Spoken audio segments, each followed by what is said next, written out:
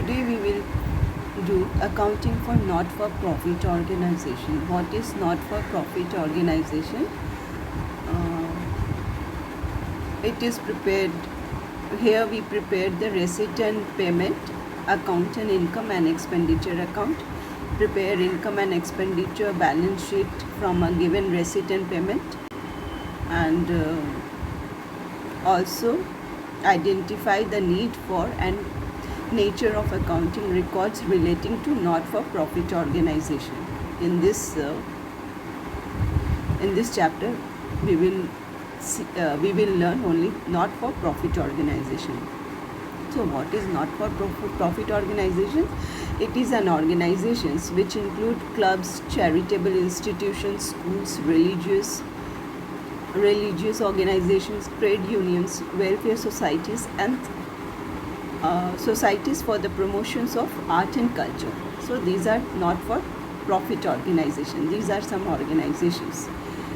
Now these organizations have services as the main objective and not the profit, as is the case of organization in the business. Their main motive is not to earn the profit. They give free education, free services to the people. Normally, these organizations do not undertake any business activity and are managed by trustees who are fully accountable to their members and the society for the utilizations of the fund raised for meeting the objectives of the organizations. They raise funds to, why do they raise funds? They raise funds for the objectives of the organization so that they can fulfill the society of the people. And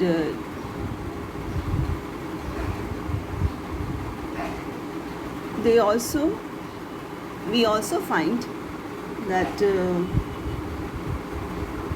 they also have to maintain proper accounts. These organizations, they maintain proper accounts and they prepare the financial statement which take the form of receipt and payment account, income and expenditure account, and balance sheet at the end of for every accounting period, normally a financial year. So they have to maintain a proper accounts.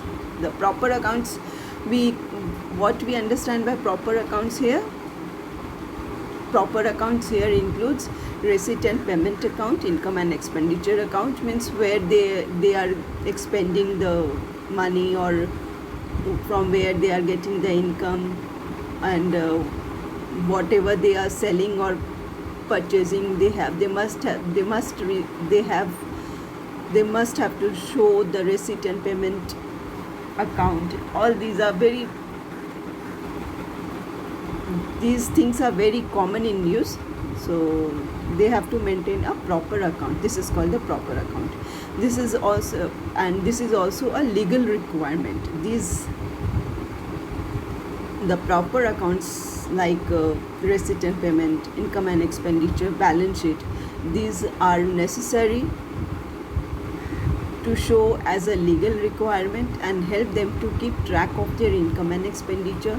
And we shall also learn the accounting aspects relating to not-for-profit organizations. Now, what is the meaning and characteristics of not-for-profit organizations? It refers to the organizations that are used for the welfare of the society and are set up as charitable institutions, which functions without any profit motive. This is the meaning and character. This is the meaning for the not-for-profit organizations. Means whatever they do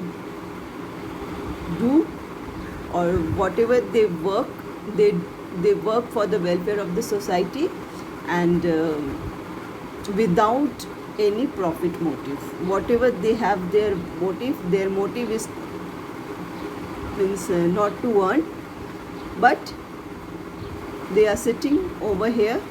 They raise funds for the society of the people who are in this organization to serve them as a free services.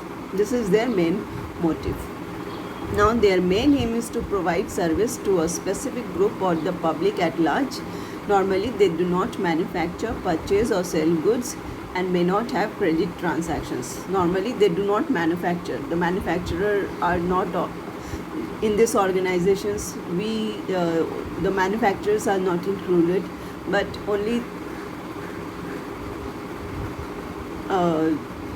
their motive is to provide service to a specific group or the public at large without any profit motive.